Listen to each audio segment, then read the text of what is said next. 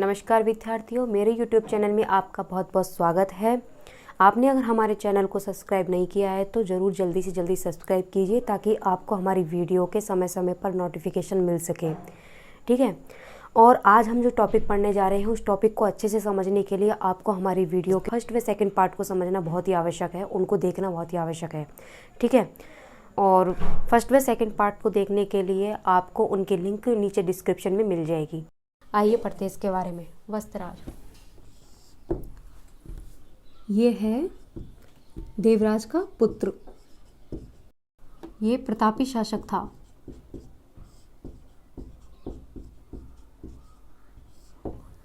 इसके शासनकाल में त्रिदलीय संघर्ष हुआ। त्रिदलीय संघर्ष किन किन के बीच में हुआ? पाल वंश, प्रतिहार वंश और राष्ट्रकूट वंश के मध्य। ठीक है, ये हो गया। फिर इसके बाद में है जो वस्त्राज है, यह भागवत धर्म का संरक्षण करता था। भागवत धर्म का संरक्षण करता होने के कारण इसे दुग्गिल नामक ब्राह्मण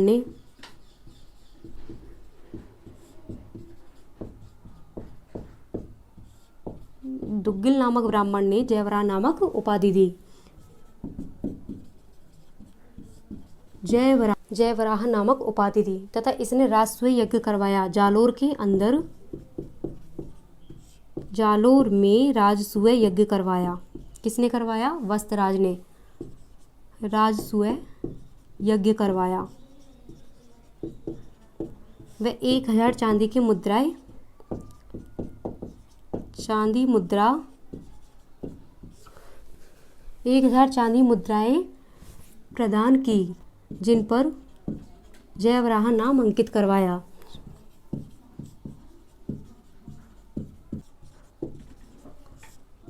वस्त्राज के शासनकाल में बलि प्रबंध नामक अभिलेख प्राप्त हुआ।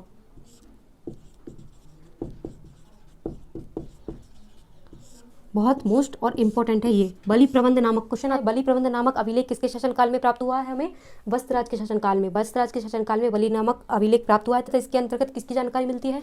इसके अंतर्गत हमें सती प्रथा, नियोग प्रथा व स्वयंवर प्रथा की जानकारी मिलती है। ठीक है। बलि प्रबंध नामक अभिलेख है जो इसके शासनकाल में प्राप्त हुआ है, जिसमें हमें सती प्रथा, नियोग प्रथा एवं स्वयंवर प्रथा की जानकारी मिलती है। किसमें मिलती है? बलि प्रबंध नामक अभिलेख में। ठीक है। तो इसके शासनकाल में त्रिदलीय संघर्ष हुआ। ये मोस्ट इंपॉर्टेंट है, त्रिदलीय संघर्ष। त्रिदलीय संघर्ष के बारे में पढ़ते हैं। ठीक है। जो त्रिदलीय संघर्ष है ये किन किन के बीच में हुआ था? ये बंगाल के पाल वंश के बीच में और राजस्थान के प्रतिहार वंश के बीच में और राष्ट्रकूट वंश के बीच में हुआ था। जो हमारा ये कन्नौज है, कन्नौज कहाँ पर है? यूपी के अंतर। ये उत्तर भारत का सबसे शक्तिशाली केंद्र बनता जा रहा था। उत्तर भारत का महत्वपूर्ण क्षेत्र बन गया था ये कन्नौज। तो इसने वस्त्राज ने क्या सोचा? वस्त्राज को बार बार में मलेच्छों के आक्रमण करते थे। भीनमाल जालोर के ऊपर वस्त्राज के शासनकाल था, भीनमाल जालोर में। तो बार बार मलेच्छों का वहाँ पर आक्रमण होता था। ठीक है। तो उनसे तंग आकर जो वस्त्राज है, ये वस्त्राज कहाँ पर है? राजस्थान में। राजस्थान में कहाँ? भीनमाल जालोर के अंदर। ये है हमारा वस्त्राज। ठीक है। और ये है बंगाल। बंगाल में कौन है? धर्मपाल। ठीक है। और ये है राष्ट्रकूट वंश। राष्ट्रकूट वंश में कौन है? ध्रुव प्रथम। और ये है हमारा कन्नौज। यहाँ पर है हमारा कन्नौज। तो ये वस्त्राज, ये भीनमाल जालोर है, राजस्थान में भीनमाल है, भीनमाल जालोर। इसके ऊपर बार बार मलेच्छों के आक्रमण होते थे। मलेच्छ कौन है? अरब शासक।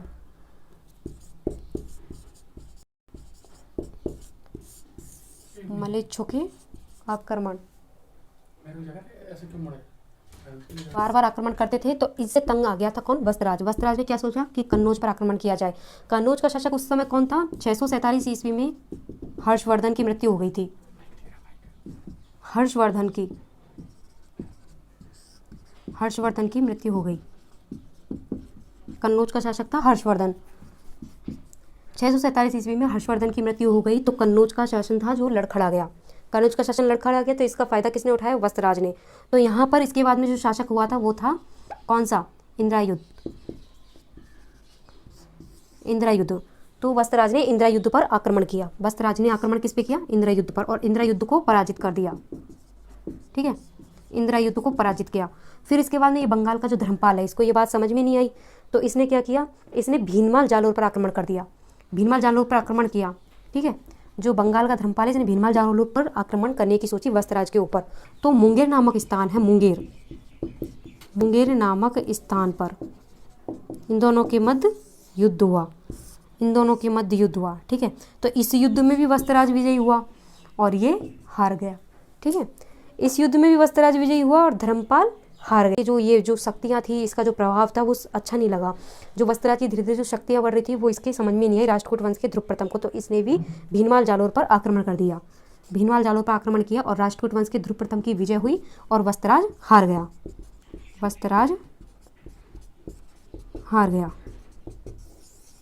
ठीक है, और इसने जाकर मरुस्थल में जाकर शरण ली। ठीक है, आइए इसको डिटेल से पढ़ते हैं। त्रिदलीय संघर्ष हुआ। ठीक है,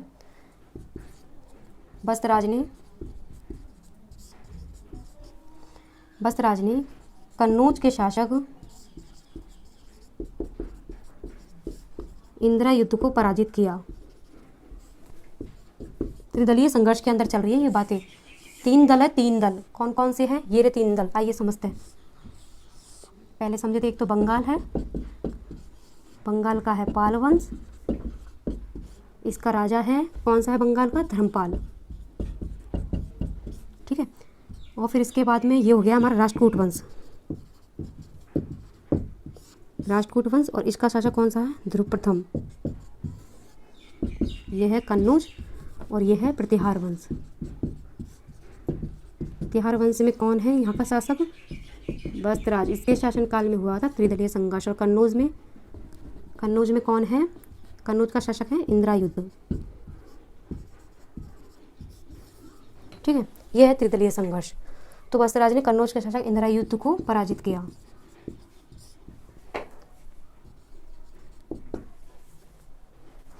दूसरा है पॉइंट, वत्सराज ने बंगाल के धर्मपाल को पराजित किया। तीसरा पॉइंट है, वत्सराज को राष्ट्रकूट वंश के शासक ध्रुव प्रथम ने पराजित किया। जो वत्सराज ने बंगाल के धर्मपाल को पराजित किया था, किस स्थान पर किया था? मुंगेर नामक स्थान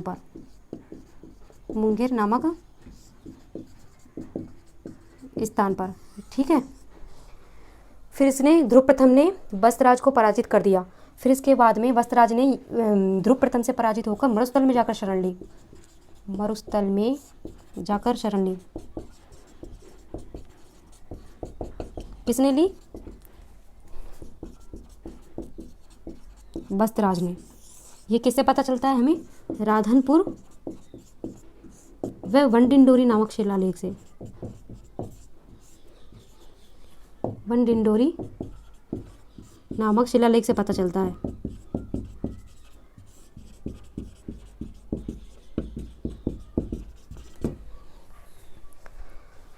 ठीक है, फिर से पढ़ते हैं।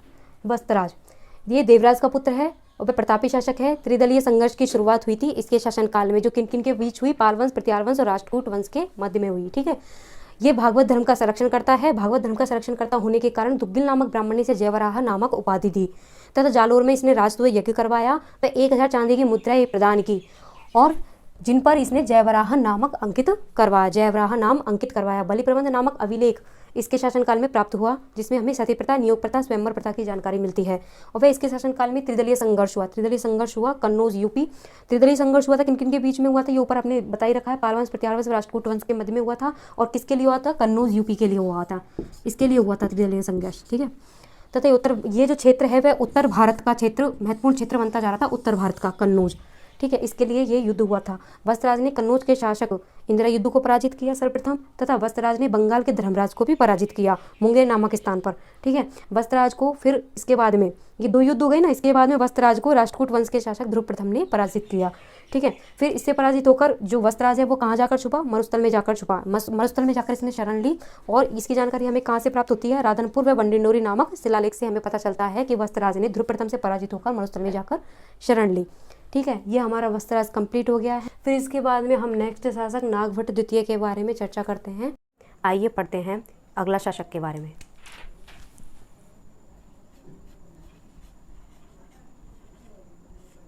नागभट्ट द्वितीय, इसका शासक क्रम था 795 से 833 ईस्वी, ठीक है। मतलब इसके बारे में पहले डिटेल से पढ़ने से पहले थोड़ा संक्षिप्त में इसके बारे में जान लेते हैं। जो नागभट्ट द्वितीय है वो वत्सराज का पुत्र है और वत्सराज की रानी सुंदर देवी, वत्सराज की रानी का क्या नाम था, सुंदर देवी। नागभट्ट द्वितीय वत्सराज व उनकी रानी सुंदर देवी का पुत्र था, ठीक है। और ये नागभट्ट द्वितीय है, इसने क्या किया, इसने जो ये राष्ट्रकूट राजा गोविंद तृतीय से युद्ध किया, उनके ऊपर आक्रमण किया नागभट्ट द्वितीय ने, ठीक है। तो ये इसने युद्ध तो कर लिया, तो ये युद्ध में जीत नहीं पाया। किससे नहीं जीत पाया, राष्ट्रकूट शासक गोविंद तृतीय से युद्ध में यह पराजित हो गया, ठीक है। कौन पराजित हो गया, नागभट्ट द्वितीय। लेकिन इसने हार नहीं मानी, बिल्कुल भी हार नहीं मानी, ठीक है। कुछ समय इसने इंतजार किया। इसने युद्ध कब किया था, 806 ईस्वी से लेकर 808 ईस्वी के मध्य इसने गोविंद तृतीय से युद्ध किया। इसने हार नहीं मानी और इसने कुछ समय इंतजार किया। जैसे ही गोविंद तृतीय वृद्ध हो गया और अपनी पारिवारिक उलझनों में व्यस्त हो गया, ठीक है, तो इसने समय पा लिया, मौका पाकर इसने तुरंत कन्नौज पर आक्रमण कर दिया। कन्नौज पर इसकी नज़र थी, कन्नौज पर इसने आक्रमण कर दिया और कन्नौज के राजा चक्रायुद्ध को पराजित कर दिया, ठीक है। कन्नौज के राजा चक्रायुद्ध को इसने पराजित कर दिया और कन्नौज को जीत लिया, कन्नौज को अपने अधिकार में ले लिया और कन्नौज को अपनी राजधानी बना लिया, ठीक है। अब यही एक ऐसा शासक है, भीनमाल जालोर शाखा के अंतर्गत हमारा नागभट्ट द्वितीय एक ऐसा शासक है जिसने सर्वप्रथम कन्नौज को अपनी शाखा बनाया, कन्नौज को अपनी राजधानी बनाया, ठीक है। तो कन्नौज को इसने राजधानी बना लिया। अब कन्नौज का जो शासक चक्रायुद्ध है, तो उसने क्या किया, जो बंगाल के राजा है धर्मपाल, उससे बातचीत कर ली, उससे नीति बना ली, एक कूटनीति बना ली, क्योंकि जो ये कन्नौज का जो शासक चक्रायुद्ध है वो बंगाल के राजा धर्मपाल पर आश्रित था वो राजा, ठीक है। तो इसने धर्मपाल के साथ एक नीति बनाई कि भाई इसने तो कन्नौज को जीत लिया है और कन्नौज को मुझसे छीन लिया है, तो अब क्या किया जाए। तो धर्मपाल ने बोला कि मैं तुम्हारा दोस्त हूँ और मैं उस पर आक्रमण करूंगा तुम्हारी तरफ से, ठीक है। तो धर्मपाल चला, धर्मपाल ने नागभट्ट द्वितीय से आक्रमण किया, तो नागभट्ट द्वितीय के ऊपर इसने आक्रमण कर दिया। फिर इसने कौन से वाले, इन दोनों नागभट्ट द्वितीय और बंगाल के धर्मपाल और नागभट्ट द्वितीय के मध्य में युद्ध हुआ। कौन से स्थान पर, मुंडोर नामक स्थान पर, इन दोनों के मध्य में युद्ध हो गया। तो इसमें युद्ध में विजय किसकी हुई, युद्ध में विजय नागभट्ट द्वितीय की हुई। नागभट्ट द्वितीय की इस युद्ध में विजय हुई और इस युद्ध में विजय के उपरांत इसे किस उपाधि से विभूषित किया गया है, इसे महाराजाधिराज परम भट्टारक परमेश्वर की उपाधि से इसे विभूषित किया गया, ठीक है। तो ये इसकी जो उपाधि है बहुत ही मोस्ट इंपॉर्टेंट है। क्वेश्चन में पूछा जाता है कि महाराजाधिराज परम भट्टारक परमेश्वर की उपाधि किसे प्रदान की गई, तो यह भीनमाल जालोर के शाखा के जो शासक है नागभट्ट द्वितीय को यह उपाधि प्रदान की गई, ठीक है। तो इसने कन्नौज को जीत लिया, इसने इंदिरायुद्ध चक्रायुद्ध को भी पराजित कर दिया, इसने धर्मपाल को भी पराजित कर दिया और ये महान राजा बन गया। उत्तर भारत का ये प्रतिहार वंश का महान राजा बन गया, ठीक है, बड़ा राजा बन गया। उसके बाद में इसने धीरे धीरे करके अपना राज्य क्षेत्र बढ़ाया। तो इसने मालवा को भी जीता, मत्स्य प्रदेश जानते हो कौन सा होता है, अपना जो अलवर और भरतपुर का जो इलाका है ना वो मत्स्य प्रदेश के अंतर्गत आता है। मालवा कहाँ पर है, मालवा जो अपना हाड़ौती प्रदेश है ना उसका नीचे वाला हिस्सा जो एमपी के अंतर्गत आता है वो मालवा क्षेत्र है पूरा। कुछ राजस्थान में भी है, कुछ अपने एमपी में भी जाता है मालवा प्रदेश। मालवा को जीता, मत्स्य प्रदेश को जीता और इसने उत्तरी काठियावाद, जो उत्तरी काठियावाद इलाका अपने हिमालय प्रदेश के जो निचले वाला हिस्सा है ऊपर उठा हुआ पठार के रूप में, उसको भी इसने जीत लिया। किरात प्रदेश को जीत लिया। किरात प्रदेश कौन सा है, जो हिमालय की तलहटी है ना, हिमालय पर्वतमाला उसके नीचे वाला इलाका है, उसको भी इसने जीत लिया। और इसने ऐसे कर करके बहुत सारा इलाका अपने अंडर में ले लिया, ठीक है, धीरे धीरे जीतते जीतते। तो इस तरीके से इसने अपने शासन का विस्तार किया। फिर थोड़े समय बाद में जाके क्या बोलते हैं 833 ईस्वी के समथिंग इसकी मृत्यु इसकी कैसे हुई थी? इसने 23 अगस्त 833 को इसने गंगा में समाधि ले ली थी। इसकी जानकारी हमें चंद्रप्रभ सूरी के द्वारा लिखित प्रभावक चरित्र नामक ग्रंथ में मिलती है। ठीक है, इसके बारे में ये जानकारी तो हो गई है। और इसके बारे में क्या जानकारी है कि गुर्जर प्रतिहार वंश की भीनमाल शाखा के अंतर्गत नागवट द्वितीय को क्या बोला गया? इसकी दानवीरता के कारण और इसके कन्यादान करने के कारण इसे कर्ण की उपाधि दी गई थी। किसको उपाधि दी गई? नागवट द्वितीय को। किस लिए उपाधि दी गई थी? कन्यादान करने के कारण और इसकी दानवीरता के कारण इसे कर्ण की उपाधि दी गई थी। ये हमें जानकारी मिलती है ग्वालियर शिलालेख में। ठीक है, ग्वालियर शिलालेख कब लिखा गया था? मीरभोज के काल में ग्वालियर शिलालेख लिखा गया था। ठीक है, इसने क्या किया? बूचेकला जोधपुर, बूचेकला एक नामक स्थान है जो जोधपुर के अंतर्गत है। इस स्थान पर जाकर इसने विष्णु और शिव मंदिर का निर्माण करवाया। किसका निर्माण करवाया? विष्णु और शिव मंदिर का निर्माण करवाया, जो धीरे धीरे आगे जाकर शिव और पार्वती के मंदिर के नाम से प्रसिद्ध हुआ। ठीक है, बूचेकला जोधपुर में इसने ये मंदिर का निर्माण करवाया था। इसके जो मंडोर के अंदर जो विष्णु मंदिर है ना, उसके बारे में एक जनश्रुति बताई गई है कि जो नागवट द्वितीय का एक ऋषि था, ऋषि जज्जक, जो मंडोर जोधपुर के अंतर्गत रहता था। तो ऋषि जज्जक की जो पुत्री जावाली थी उसको इसने गोद ले लिया था। किसने गोद ले लिया? नागवट द्वितीय ने ऋषि जज्जक की पुत्री जावाली को गोद ले लिया और उसका विवाह चौहान वंश के राजा गुवक प्रथम से कर दिया। ठीक है, तो गुवक प्रथम से उसका विवाह कर दिया। तो इसी जावाली के आग्रह पर, ये जावाली है ना जज्जक की पुत्री, इसी के आग्रह पर मंडोर में विष्णु मंदिर का निर्माण करवाया गया। किसकी भूमि पर? अपने पिता जज्जक की भूमि पर। ठीक है, ये हमारा हो गया नागवट के बारे में हमने जान लिया है। अब देखते हैं इसके बारे में डिटेल से। नागवट द्वितीय ये है बस्तराज व सुंदर देवी, इन दोनों का पुत्र है कौन? नागवट द्वितीय। ठीक है, ये इन दोनों का पुत्र है नागवट द्वितीय। नागवट द्वितीय ने राष्ट्रकूट वंश के राजा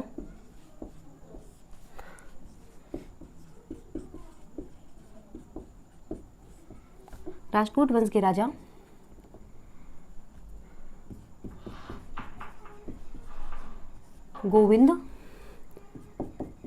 तृतीय पर आक्रमण किया। वह पराजित हुआ। ठीक है, वह नागवट द्वितीय ने मौका पाकर, जब ये क्या बोलते हैं जो गोविंद तृतीय वृद्ध हो गया तथा अपने पारिवारिक उलझनों में व्यस्त हो गया, तो इसका मौका पाकर इसने नागवट द्वितीय ने कन्नौज पर इसकी नजर थी, क्योंकि कन्नौज बहुत उस समय कन्नौज एक संपन्न क्षेत्र बनता जा रहा, संपन्न राज्य बनता जा रहा था कन्नौज क्षेत्र, तो इस पर इसकी नजर थी। तो नागवट द्वितीय ने कन्नौज पर आक्रमण कर दिया। कन्नौज पर आक्रमण किया। व कन्नौज शासक चक्रायुद्ध को पराजित किया।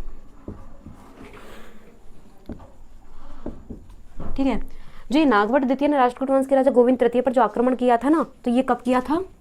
ये आक्रमण किया था 806 से 808 ईस्वी के मध्य। ठीक है, तो नागवट द्वितीय ने कन्नौज पर आक्रमण किया, वह कन्नौज शासक चक्रायुद्ध को पराजित किया। फिर इसके बाद में जो ये चक्रायुद्ध था ना, चक्रायुद्ध, ये जो बंगाल है ना, बंगाल राजा धर्मपाल का आश्रित राजा था। आश्रित राजा समझ रहे हो? इसका सामंत टाइप समझ लो, या फिर इसके अंडर में आता था, इसके ऊपर डिपेंडेंट था, धर्मपाल के ऊपर डिपेंडेंट था चक्रायुद्ध। ठीक है, धर्मपाल का आश्रित राजा था। तो धर्मपाल ने इसकी तरफ से जाकर प्रतिहार वंश के राजा नागवट द्वितीय पर आक्रमण किया। ठीक है, तो धर्मपाल ने, देखो जो हमारी वीडियो चलती है वो पॉइंट टू पॉइंट चलती है ताकि आपको आसानी से समझ में आ जाए। ठीक है, तो आप इसको ध्यान से देखिए और समझने की कोशिश कीजिए।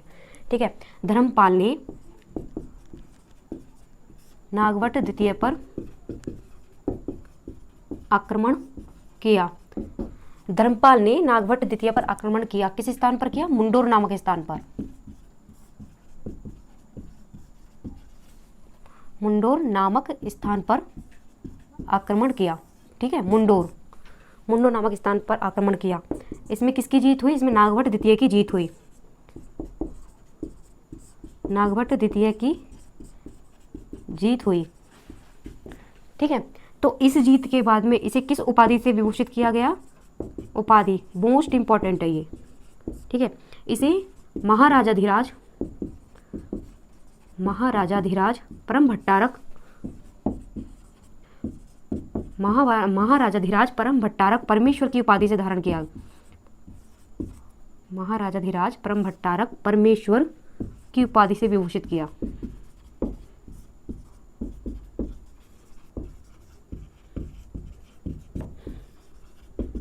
ठीक है, तो इसने ये सब जीत लिया। तो अब ये जो उत्तरी भारत है उसका शक्तिशाली राजा बन गया। उत्तरी भारत का सबसे शक्तिशाली राजा बन गया।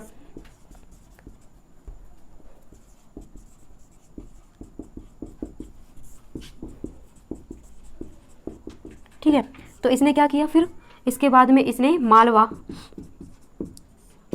मत्स्य प्रदेश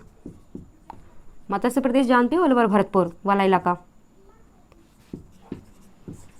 मत्स्य प्रदेश, उत्तरी काठियावाड़, किरात प्रदेश। ठीक है, आदि क्षेत्रों को जीता।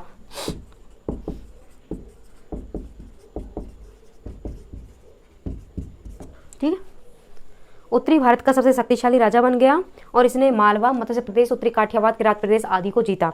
किसने जीता? नागभट्ट द्वितीय ने। फिर इसके बाद में इसने क्या किया?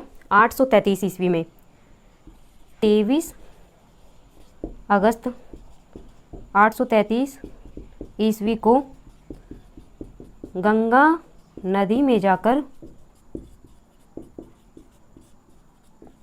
जल समाधि ले ली।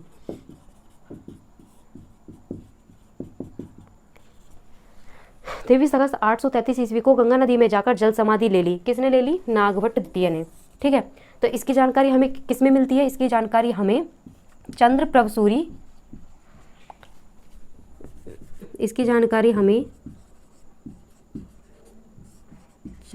सूरी के प्रभावक चरित्र ग्रंथ में मिलती है।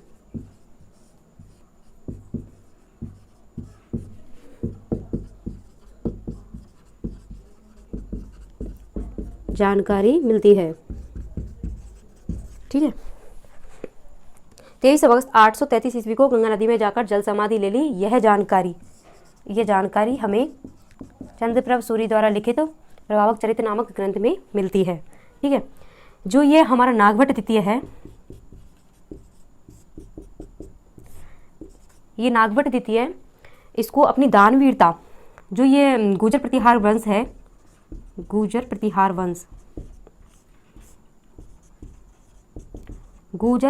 वंश में अपनी दानवीरता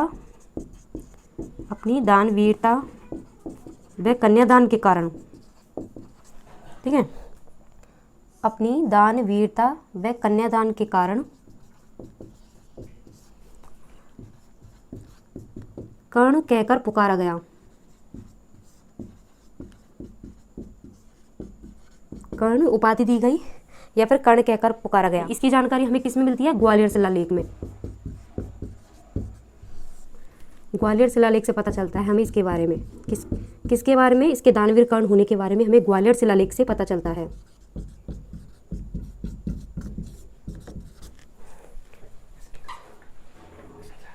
आप स्क्रीनशॉट लेना चाहो तो ले सकते हो। ठीक है, इसमें ऊपर लिखेंगे नागभट्ट द्वितीय ने बूचेकला जोधपुर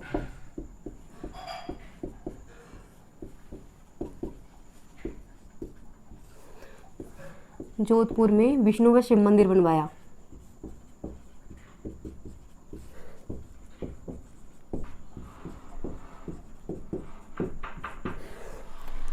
जो आगे जाके शिव व पार्वती नाम से विख्यात हुआ। आगे जाकर यह मंदिर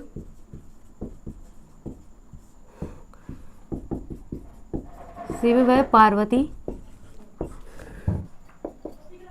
नाम से जाना जाने लगा। ठीक है। नागवट द्वितीय ने भूचेकला जोधपुर में विष्णु का शिव मंदिर बनवाया, जो आगे जाकर शिव पार्वती मंदिर के नाम से जाने जाने लगा। ठीक है, लास्ट लाइन इसके बारे में, जो मंडोर का विष्णु मंदिर है ना, मंडोर का विष्णु मंदिर के बारे में कुछ डिटेल है। मंडोर का विष्णु मंदिर, इसके बारे में है कुछ जनश्रुति है जो लोगों के द्वारा कही गई है। मंडोर के विष्णु मंदिर की जनश्रुति जो लोगों के द्वारा कही गई है। ठीक है, ऋषि जज्जक, मंडोर के ऋषि जज्जक, मंडोर के ऋषि जज्जक की पुत्री जावाली को नागवट द्वितीय ने गोद ले लिया।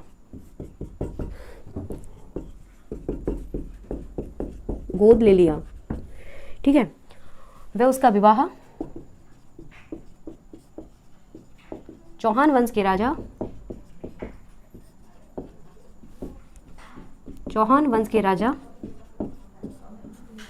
गुवक प्रथम से कराया। ठीक है, इसी जावाली के आग्रह पर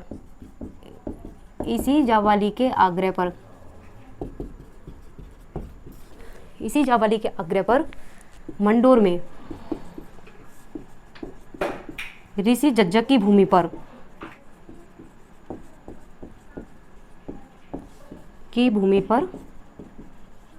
विष्णु मंदिर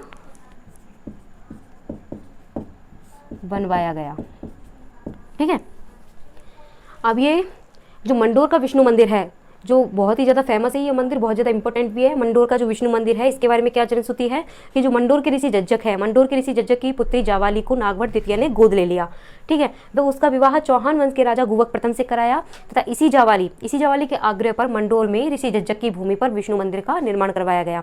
ठीक है, तो हमारा नागवट द्वितीय ये कंप्लीट हुआ है। इसके बाद में हम नेक्स्ट शासक पढ़ते हैं रामभद्र के बारे में। ठीक है, आइए इसके बारे में पढ़ते हैं।